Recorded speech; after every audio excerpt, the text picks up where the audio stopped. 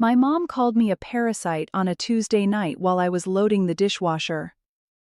My name's Cassidy. I'm 28, I work full-time, and I've been living in my parents' house for exactly 8 months while I saved money after my apartment building got condemned due to mold. I had a plan. I had a timeline. I had spreadsheets. "Your brother's coming with the kids," she said, standing in the kitchen doorway. "You need to leave. You're a parasite living off us." I stopped moving. The plate in my hand felt suddenly heavy. "You're joking," I said. "No, I'm serious." She laughed like she'd told a funny story at dinner. I set the plate down carefully and walked out without responding. Walked upstairs, closed my bedroom door. My chest felt tight, but I didn't cry. I just sat on my bed and stared at the wall. The wall I'd painted a soft gray last month. The wall that still smelled faintly of primer. That night, I turned my phone on silent. When I checked it the next morning, my screen was absolutely covered. 53 missed calls, 32 texts. My dad, my mom, my brother, my aunts, all within 6 hours. The last message, from my mom at 2:47 a.m. "We need to talk about this immediately." My stomach dropped. Something was very wrong. I didn't call anyone back. Instead, I made coffee and sat at the kitchen table where my dad was reading the news on his iPad. He looked up, and I watched his face change. Surprise, then guilt, then something else. Resignation, maybe. "Your mother was upset last night," he said carefully. "Yeah, I noticed." He set the iPad down. "She didn't mean it the way it sounded. But here's the thing about my dad. He's a good man, genuinely kind, but he's a peacekeeper. He smooths things over. He apologizes for other people's behavior. He makes excuses. He always has. My parents' marriage works because he lets my mom be the storm and he's the shelter, but that shelter only extends so far. It doesn't reach me, apparently." I sipped my coffee and said nothing. The one person in this house who'd actually been good to me was my grandmother, who lived in the cottage out back. She'd moved in 3 years ago after her stroke, and I'd been the one helping her with physical therapy, driving her to appointments, sitting with her when her pain was bad at night. My mom resented this. She'd said more than once that Gran was taking up space and draining resources. That afternoon, I went to see Gran. She was in her armchair by the window, her left hand still weak but improving. "What's wrong?" she asked immediately. She always knew. I told her everything. She listened, her sharp eyes never leaving my face. When I finished, she reached over and squeezed my hand with her good arm. "Stay with me tonight," she said. "We'll figure this out." For the first time since the kitchen, I felt like I could breathe. Over the next week, I started noticing things I'd somehow missed before. Or maybe I hadn't missed them. Maybe I'd just accepted them as normal family dysfunction. My mom would comment on what I ate. "That's a lot of groceries for one person." She'd mention my paycheck. "Must be nice having that kind of money." She'd bring up old failures. A job I'd lost 5 years ago, a relationship that ended badly. Little jabs disguised as conversation. My brother called me twice. The first time, he said, "Mom's really stressed about space," which felt like an apology that wasn't actually an apology. The second time, he mentioned that his ex-wife was being difficult about custody, and he might need to stay longer than expected. He didn't ask if that was okay, he just stated it like a fact I should already know. I started paying attention to how my parents talked about money around me. My dad mentioned their mortgage was higher than expected. My mom said they were cutting back. Then, I found a glossy brochure on the kitchen counter, a cruise to Alaska in November, already booked. Gran noticed my silence. One evening, while I was helping her with her exercises, she asked directly, "Did they ask you to stay before they decided to kick you out?" I hadn't thought about it that way. "No," I said slowly. "They just told me to leave." "And your brother? Did he ask?" "No." Gran nodded like something had clicked into place. She reached for her phone on the side table, the one she kept close because of her mobility issues, and opened her banking app. She showed me her screen without explaining. The account balance made me pause. "Gran, why are you showing me this?" "Because," she said quietly, I need you to understand what's actually happening here, and I don't think you do yet. Gran told me to sit down, so I did. Your mother called me last month, she said. She asked if I'd be willing to move into assisted living. She said it would be better for my care. She made it sound concerned, but what she meant was she wanted this house to herself. I felt cold. I told her no. I have enough savings to stay here and you're helping me, and I'm fine. She didn't like that answer. Gran paused, her jaw tight. Then she started saying you needed to go, and your brother needed to come. Suddenly there's all this talk about how crowded the house is, how much burden there is. But the house is huge, I said. It has 5 bedrooms. Exactly. This isn't about space, Cassidy.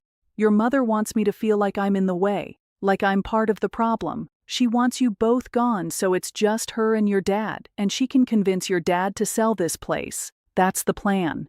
I stood up and walked to the window. Our property is on almost 2 acres. In this market, it's worth easily $3 million.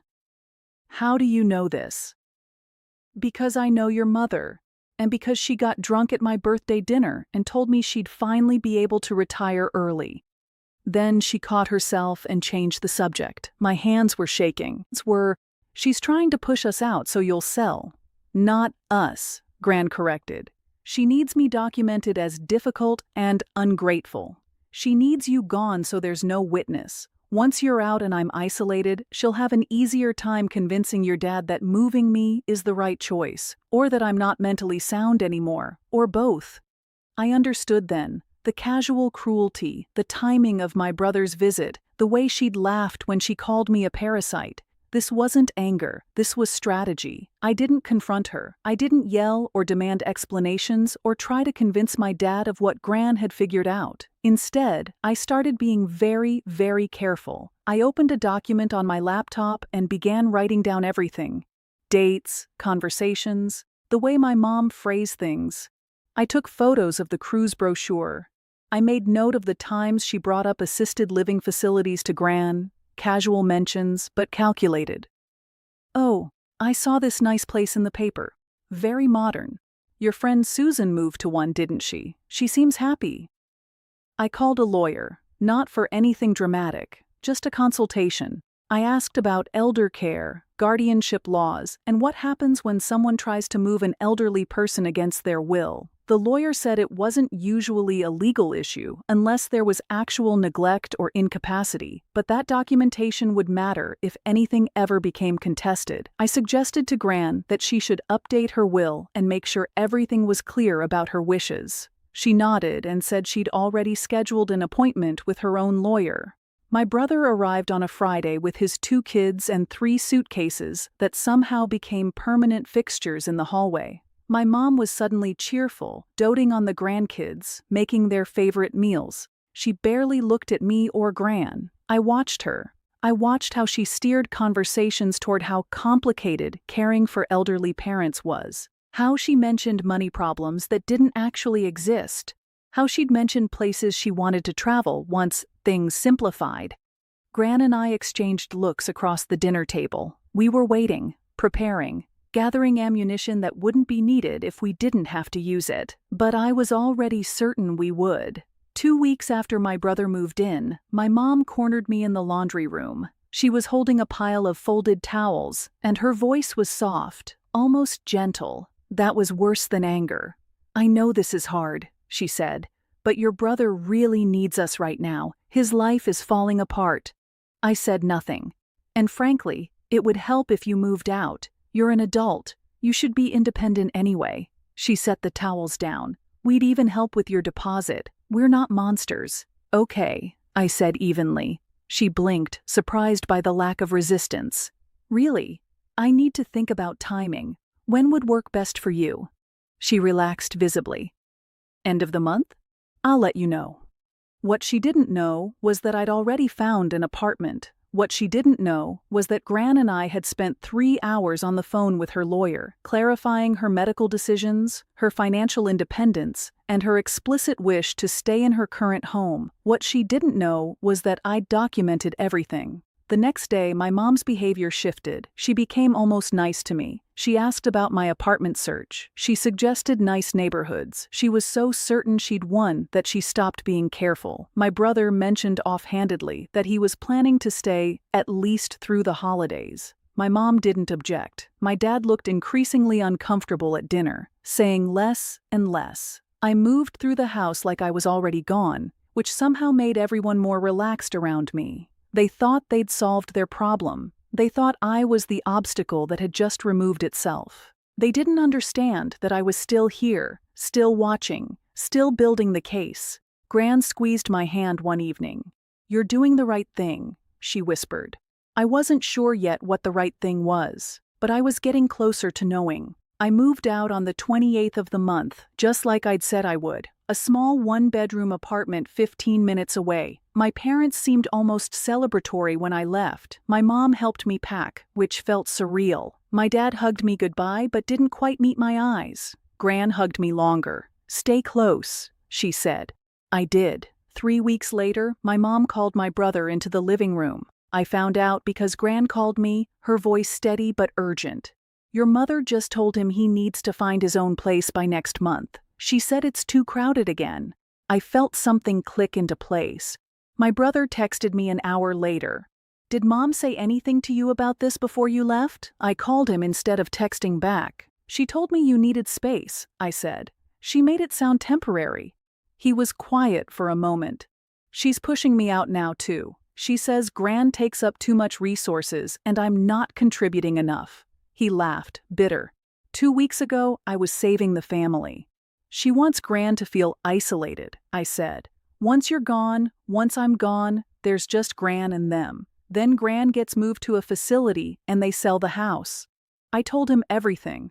The lawyer consultation, the documentation, Gran's updated will making it clear she wanted to stay home with professional care if needed, the cruise booked while claiming financial hardship. My brother was quiet for a long time.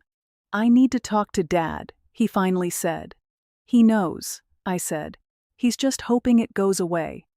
But it wouldn't.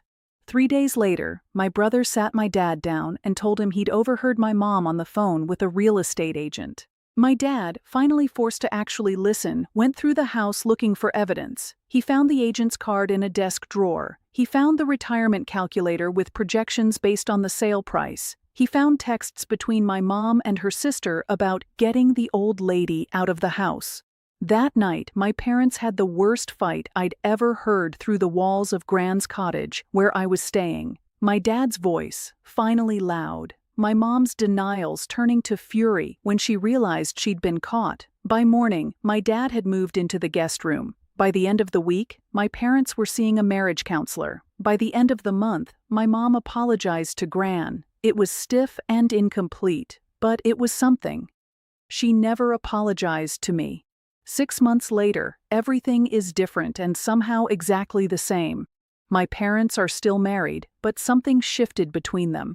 My dad stands up now. He says no. My mom still tries to control things, but there's less venom in it, more like habit than genuine cruelty. They're talking about downsizing eventually, but on their terms, together, without manipulation. My brother moved into a place with his kids. He's doing better. He calls Gran every Sunday and actually listens when she talks. I stayed in my apartment. I could afford it now, and I like having my own space. I paint the walls whatever color I want. There are no surprises waiting for me in the morning. I have autonomy. Gran's doing well physically. Her hand is almost fully functional. She hired a part-time aide to help with housework, paid for it herself from her own money. My mom suggested it would be too much, and my dad said, "It's her decision," and that was the end of it. The hardest part wasn't the confrontation or the planning. It was realizing that my mother had never actually seen me as a daughter. I was a resource to her, useful when needed,